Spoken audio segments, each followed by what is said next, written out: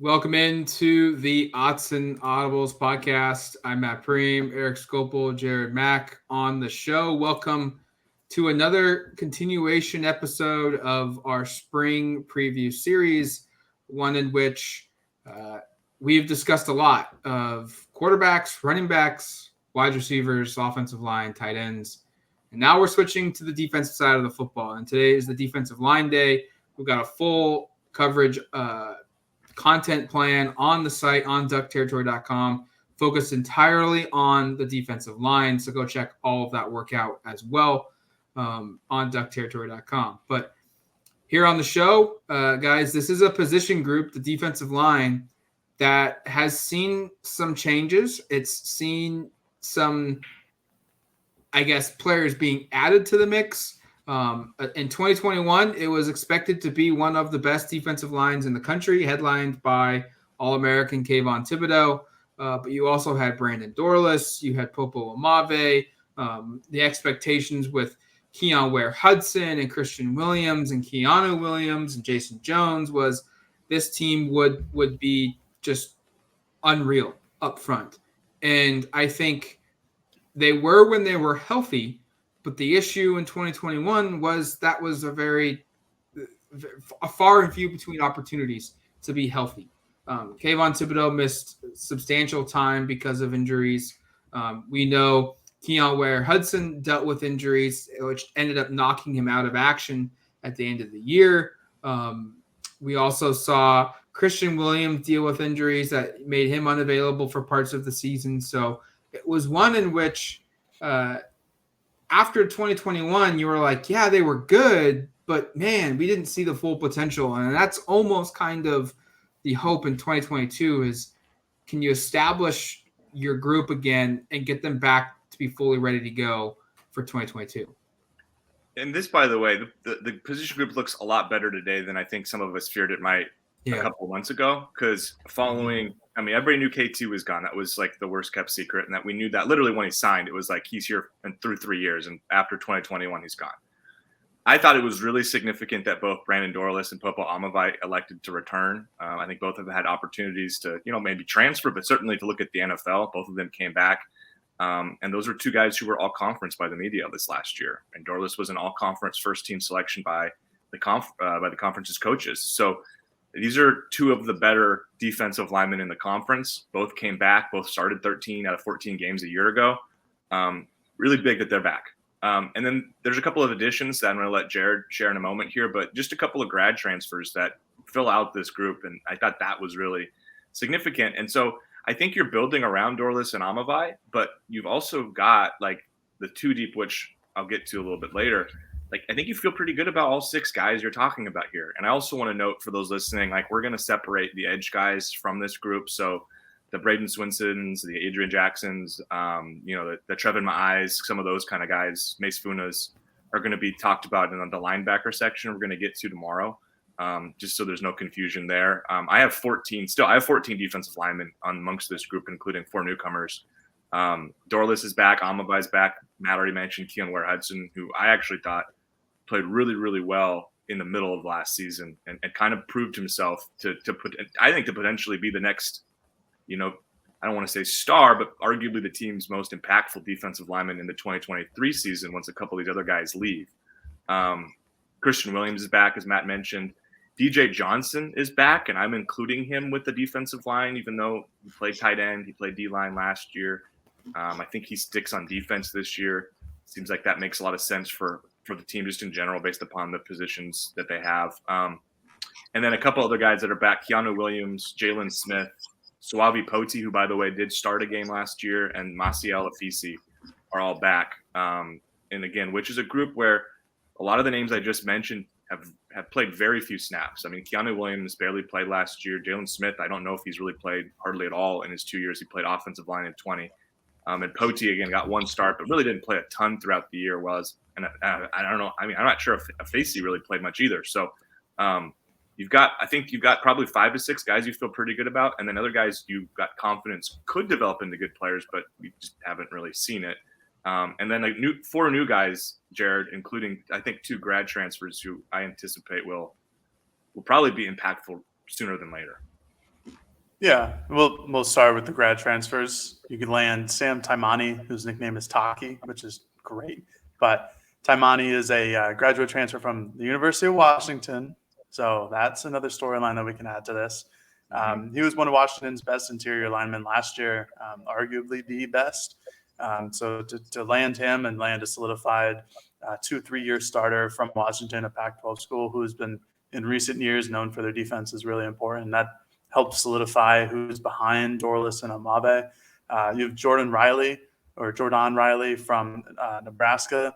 He follows over new defensive line coach Tony Tuioti, and so he'll provide more depth.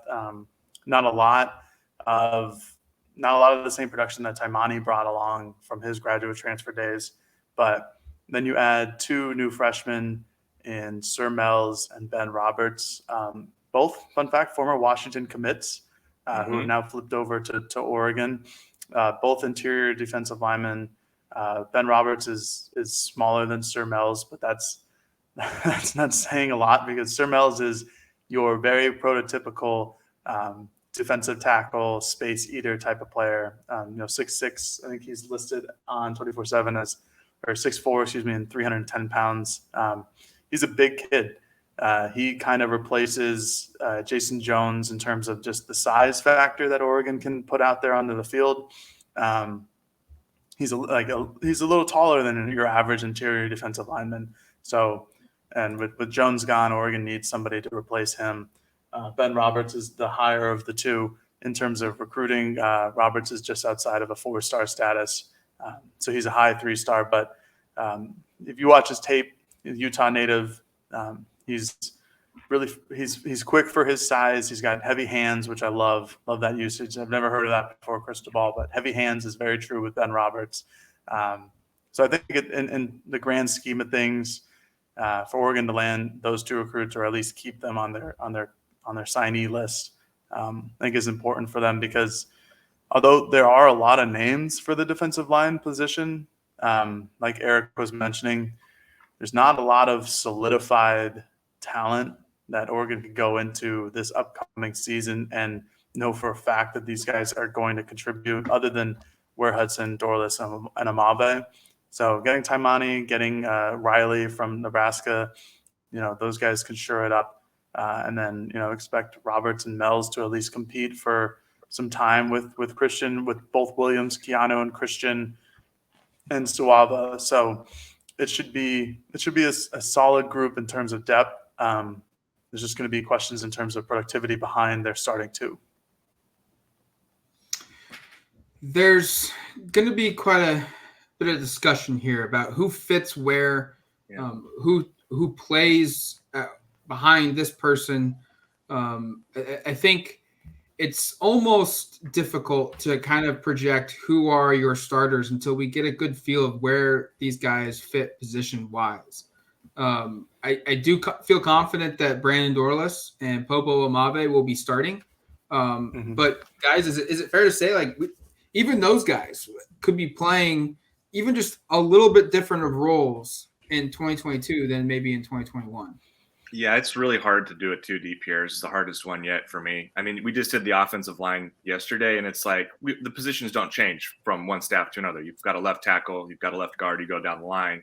How you choose to employ on a defensive line, I'm really curious to see formationally what this looks like. I mean, when Landon got to Georgia, it was a 4-3. The last couple of years, it was a 3-4 kind of look that sort of resembled a little bit what Oregon did, with some standing edge guys that could also put a hand down, where you've got kind of what you saw with a little bit of KT or Braden Swinson. I don't know. There's a lot of guys on Oregon's roster who I just don't know exactly where to peg right now. And that even includes this group here, because you could convince me, Popo Amabe was your starting nose tackle all of last year, but I think he played under 300 pounds. Is that really effective for this new front? Is that really what Tosh Lupoy or Tony Tuioti or Dan Lanning want? Is your center, your nose tackle to be 290, and maybe Popo can go back, and I think he's played at over 300 before. Maybe that's an adjustment they make, but could a Sam Taimani be a better fit at nose tackle? So you start him there, because he's 320, 330, I think, or he's been that way in the past. Maybe that opens the door for Popo to move outside a little bit, and I mean, in my head right now, I've got or at least what I've written down for the site, is Dorless, Amavai, and Ware Hudson as your starting three there. But you could convince me that I've got two of the right names, but they're all in the wrong spot. Like, was it Mastermind, that little game you used to play where you try to get the little pegs in the right colors in the right spot? It kind of feels like the same thing here, where it's like, or even Wordle. I know Wordle's a more contemporary reference, but where you might have the 5 right letters, but they're all in the wrong spots. I kind of feel like it's the same thing here with the defensive line, where you've got, maybe that was a terrible reference. I don't know. You can correct me. I've only Wordled. No, I like it. Okay. I've only wordled with Jared once or twice before. That's my Wordle experience. But it kind of, my point being, like, I think you could convince yourself you've got the 3 guys, but they could all be playing slightly different positions than what you expect them to play. And a lot of this will again come down to Toyota and Lupoy and some of the other position coaches of like, okay, where does Dorless fit? Do we like him playing at a defensive end? Kind of, I don't know. I mean, I think it's hard to really even kind of digest and try to make predictions based upon some of this, because we just have a lack of scheme fit, also a lack of how they assess the talent. Because to me, Dorless, Amavai, and Ware Hudson are all pretty similar builds and all kind of similar skill sets. Dorless being, I think, clearly the best pass rusher, but you could convince me that you can move these guys all over the place. And if you need a truer nose tackle, Taimani might be your best bet. So there's a lot of, I think Matt nailed it in terms of like, yeah, it's hard right now to really project it too deep. Yeah, I mean, I think that's the biggest issue, is that we just don't know how this defense is going to orient itself. We've seen a lot of different defenses in the last couple of years at Oregon, with Andy Avalos and then Tim DeRuyter last year.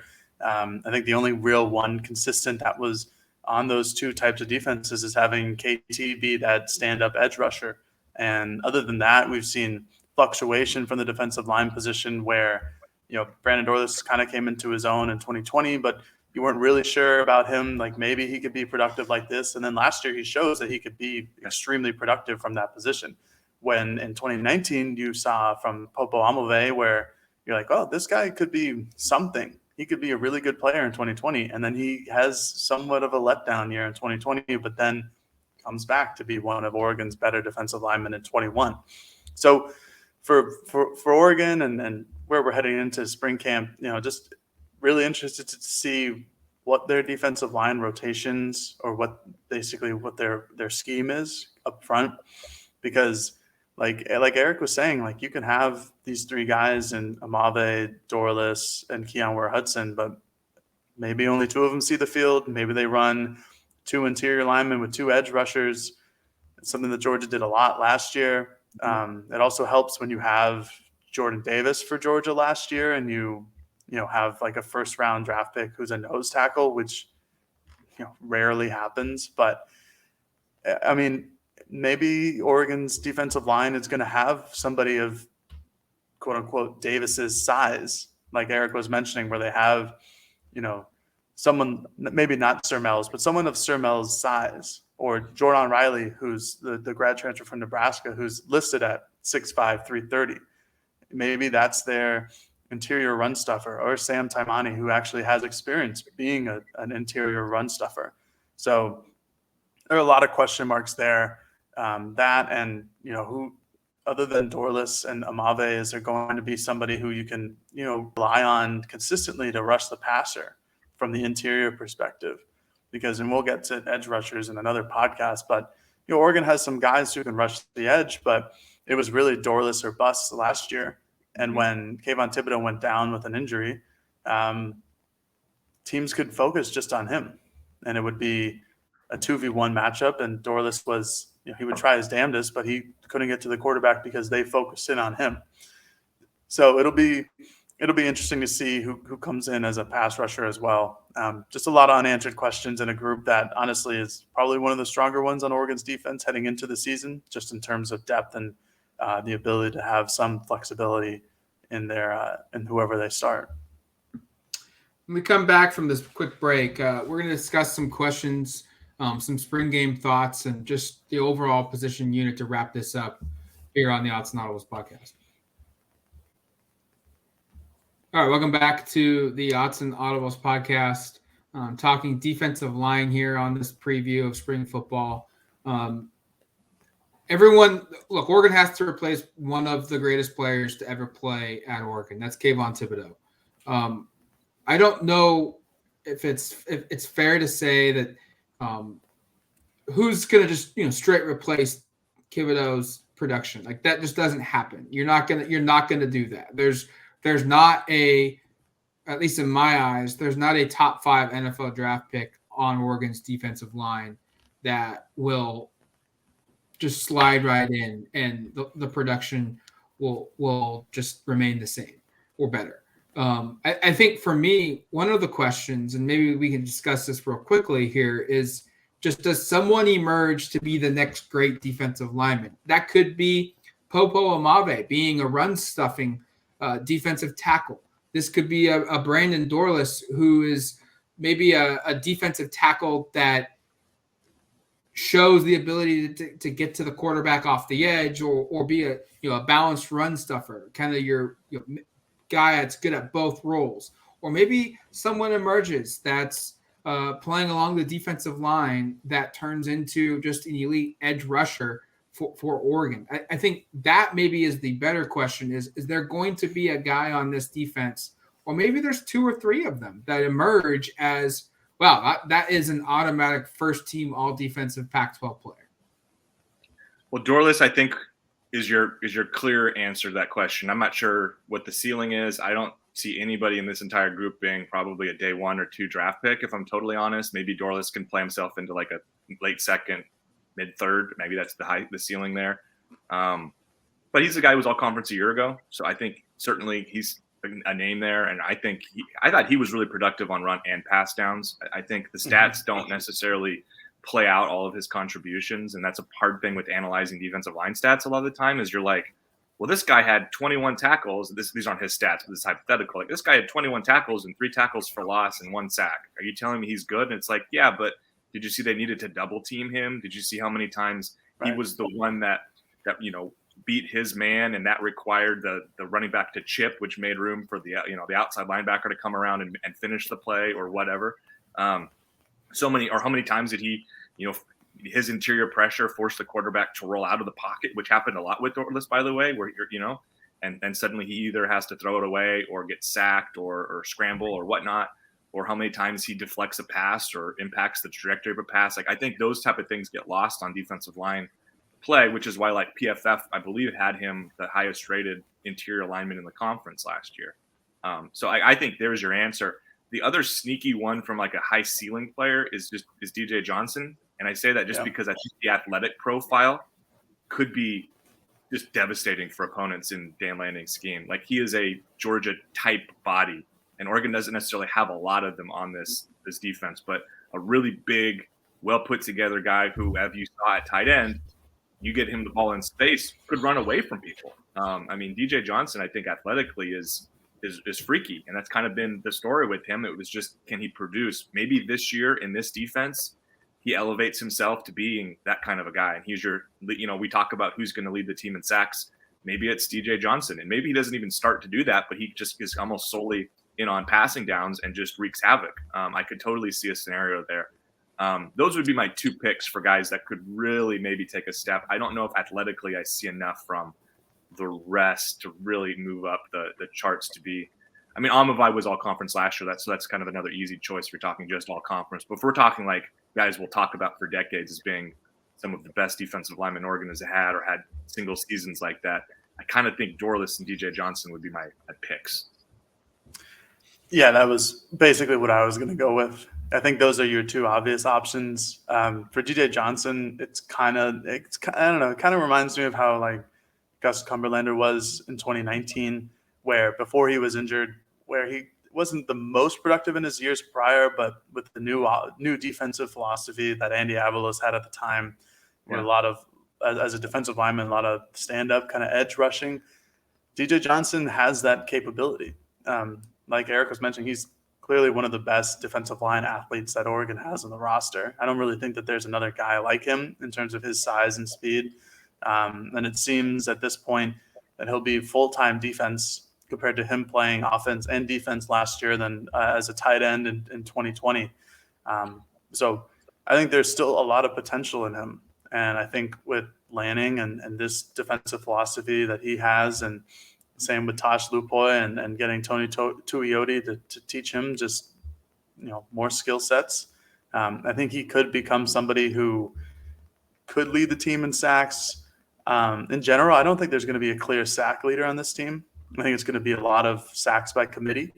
That includes Brandon Dorlus too, because he was obviously Oregon's best interior defensive lineman last year. When Kayvon Thibodeau was on the field, Brandon Dorlus was almost as disruptive as Kayvon Thibodeau was. I think there's a lot of reasons as to why he considered going to the NFL draft after last season, when he came into the year as sort of an afterthought of Oregon's defense. It's like, okay, cool, he's our starting defensive lineman for the year. We have that solidified. But then when you saw him play and he had one-on-one matchups, he was winning that a lot. And like Erik mentioned, the stats on defensive linemen don't always show that someone's really good, other than when they're spectacular and they have 14, 15 sacks. But Dorlus was one of those players where the stats don't really indicate how important and impactful he was on Oregon's team last year. So those are the two guys. It's kind of hard for me to predict that there's going to be another player who's going to make that big of an impact. Maybe Popo drops some more weight and becomes a little bit more of an edge rusher. Or maybe he bulks up. It's too hard. It's too early to tell, really, without seeing anything that this defense has in person in terms of their rotations and how they align and all that. But just going off of who are the couple guys who can replicate the Kayvon Thibodeau factor, like Erik said, those are the two main options, honestly. I think one of the discussion points that I'm going to be paying the most attention to in the spring game and then throughout all of spring really isn't just what Popo Amave and Brandon Dorlus and Keon Ware-Hudson do. I mean, I think those are Oregon's three best defensive linemen in my eyes. I think you can argue Christian Williams is just behind that group, but more so of what does Oregon have in a Jalen Smith? What does Michaela Fisi give Oregon? What does Suave Poti give Oregon? Does Ben Roberts or Sir Mel's, do these guys push their way into the discussion point? I'm almost more curious just to see how the younger guys, the second and third string guys, fit into this position group. And then secondly, just do we see any kind of position changes? We haven't discussed players like Braden Swinson, Trevin Ma'ai, Jaden Neverett, Mace Funa, because we don't quite know where to position them. We're going to discuss them more at length at linebacker, but just real quickly, do any of those guys bounce down a level to the defensive line? I mean, that's where my focus is going to be at is position-wise, how does just Dan Lanning employ this defense? And then secondly, where does the younger guys fit into this mix and what kind of gains can they make going into the offseason? Jake Shipley's one I think could certainly, and in fact, I forgot to mention him earlier because I got a little sheepish about knowing exactly where he fits. But I think he's at 6'4", 270. I think you see him add weight, or maybe he stays the same and he plays, a defensive end role. That would be a player that would certainly make sense there. I agree, Matt. My question for spring is probably less about the two deep, even though I don't know if we don't have a full clear picture of what the two deep looks like. I think we know who the top 4 or 5 guys are, but we don't know much about Keanu Williams or Jalen Smith or Suave Poti or Michaela Fisi or even Sam Taimani or Jordan Riley. Who knows? Jordan Riley, I know that was a name when he committed, and I was guilty of this. Was kind of weird move. Didn't really produce that much at Nebraska, but again, I haven't watched all of Nebraska's games, and he could be the Brandon Dorlus of Nebraska, where Nebraska fans are actually, he was really impactful.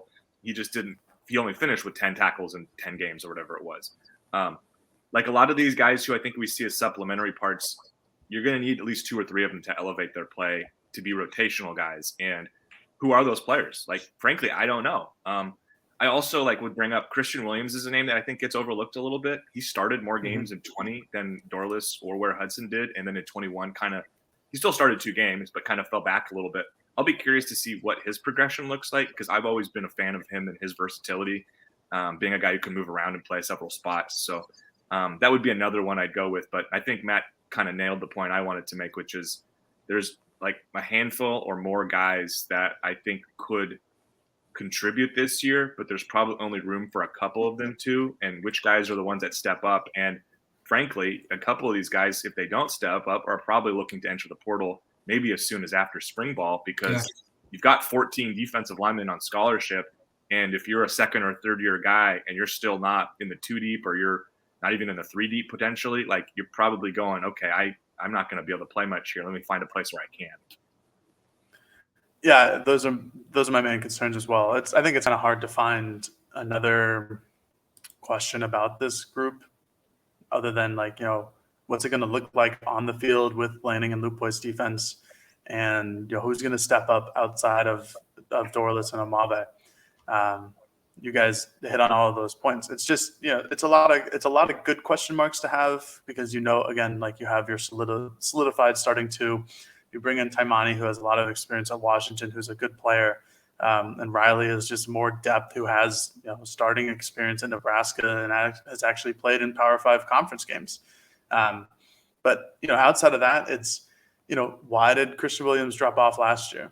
Like, was it just because somebody like Keon Ware-Hudson stepped in front of him, or was it because of a different issue, injuries, whatever the case may be?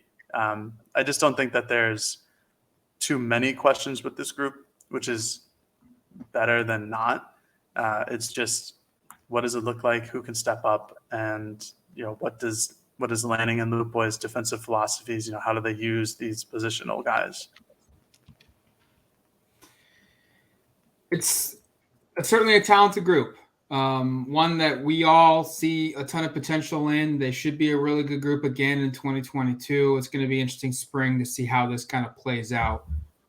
Make sure to go to duckterritory.com for more coverage of this position group going into spring football, and check out our past works and other position recaps. And until the next podcast, you've been listening to the Autzen Audibles Podcast. Talk to you later, folks. Peace.